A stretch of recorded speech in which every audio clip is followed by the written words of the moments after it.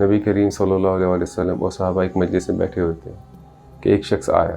नबी सल्लल्लाहु अलैहि वसल्लम ने कहा कि ये जन्नत के लोगों में से है।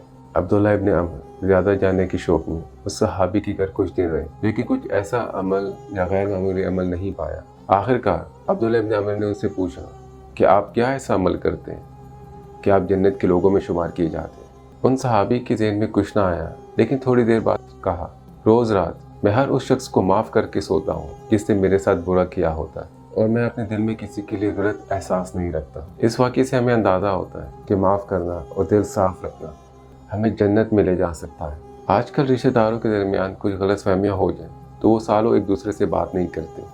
यहाँ मैं एक और वाक़े का जिक्र करना चाहता हूँ कि हज़रत अबू बकर सिद्दीक़ अपने गरीब रिश्तेदार मिस्ता इब्न उताता पर खर्च करते थे, लेकिन इससे बढ़ के मुश्किल क्या होगा कि आपके हुस्न सलूक के बावजूद भी आपको बुरा भला कहा जाए। ये जानने के बाद अबू बकर सिद्दीक़ ने कहा कि खुदा की कसम मैं मिस्ता पर कभी खर्च नहीं करूँगा।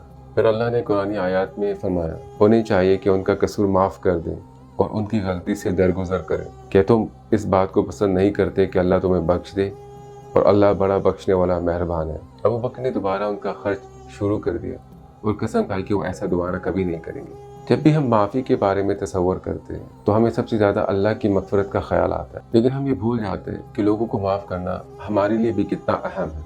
बिलाशुबा हमारे दरमियान कोई ऐसा नहीं है कि जिससे गलतियाँ ना हो, लेकिन हमें अल्लाह के लिए माफ़ कर देना चाहिए और अल्लाह से ही सिला मांगना चाहिए। अल्लाह सुब्हानहू व तआला जानते हैं कि आपको तकलीफ़ पहुँचाने वालों को माफ़ करना इंतहाई मुश्किल है, लेकिन पहले बयान की गई आयत में हमें लोगों को माफ़ करने का बेहतरीन हौसला मिलता है। हमें चाहिए कि हम रात को दिल दिमाग को साफ़ करके सबको माफ़ करके सोएं। दूसरों को माफ़ करने की आदत आपको अंदरूनी सुकून देती है और जन्नत आपका मकाम होगा।